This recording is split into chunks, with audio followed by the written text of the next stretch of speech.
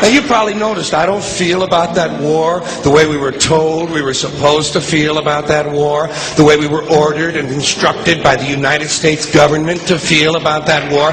You see, I tell you, my mind doesn't work that way. I got this real moron thing I do. It's called thinking.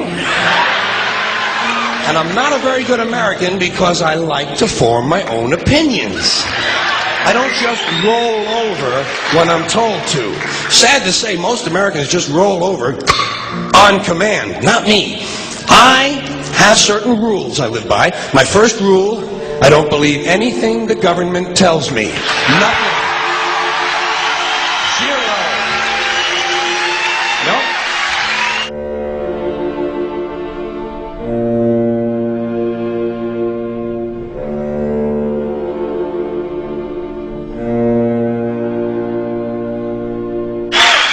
And I don't take very seriously the media or the press in this country, who in the case of the Persian Gulf War were nothing more than unpaid employees of the Department of Defense, and who most of the time function as kind of an unofficial public relations agency for the United States government.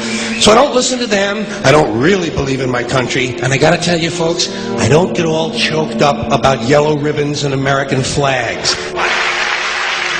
Now, to balance the scale, I'd like to talk about some things that bring us together. Things that point out our similarities instead of our differences. Because that's all you ever hear about in this country is our differences. That's all the media and the politicians are ever talking about, the things that separate us, things that make us different from one another.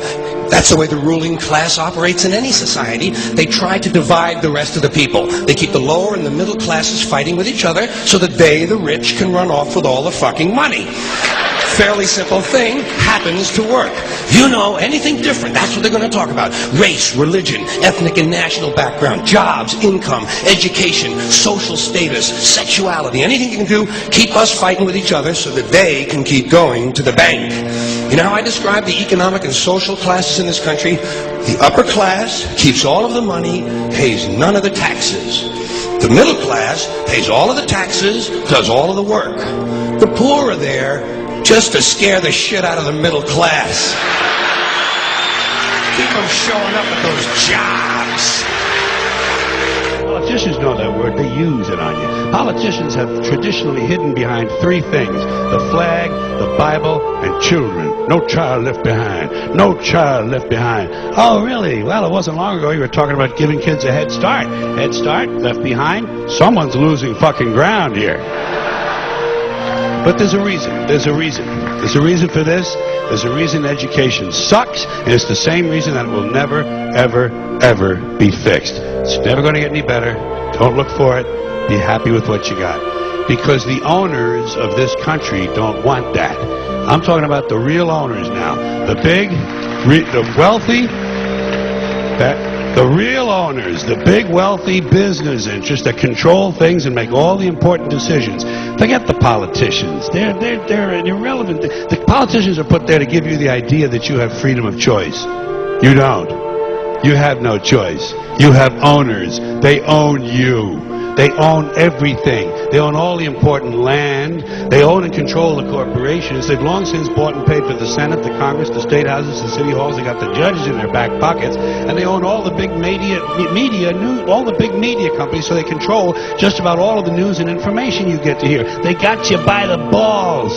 They spend billions of dollars every year lobbying to get what they want. Well, we know what they want. They want more for themselves and less for everybody else. But I'll tell you what they don't want. They don't want a population of citizens capable of critical thinking. They don't want well-informed, well-educated people capable of critical thinking. They're not interested in that. That doesn't help them. That's against their interest. That's right. You know something? They don't want people who are smart enough to sit around the kitchen table and figure out how badly they're getting fucked by a system that threw them overboard 30 fucking years ago. They don't want that. You know what they want? They want obedient workers. Obedient workers, people who are just smart enough to run the machines and do the paperwork, and just dumb enough to passively accept all these increasingly shittier jobs with the lower pay, the longer hours, the reduced benefits, the end of overtime, and the vanishing pension that disappears the minute you go to collect it. And now they're coming for your Social Security money. They want your fucking retirement money. They want it back so they can give it to their criminal friends on Wall Street. And you know something? They'll get it. They'll get it all from you sooner or later, because they own this fucking place. It's a big club, and you ain't in it. You and I are not in the big club.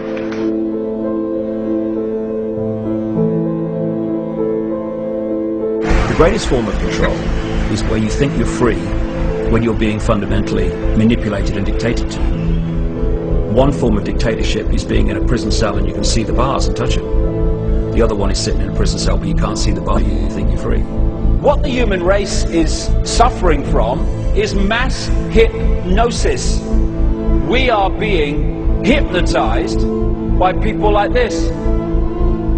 Newsreaders, politicians, teachers, lecturers. We are in a country and in a world that is being run by unbelievably sick people. The chasm between what we're told is going on and what is really going on is absolutely enormous. The greatest hypnotist on planet Earth is a oblong box in the corner of the room. It is constantly telling us what to believe is real.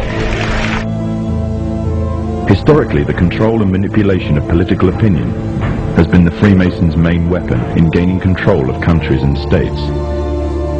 Once in control of the rulers and politicians of a country, laws and political structures could be changed in accordance with their agenda. However, since restricting the body does not necessarily mean restricting the mind, the Freemason recognizes that their plan for a global government hinges completely on subduing the masses to their agenda, and thus eliminating opposition to their cause.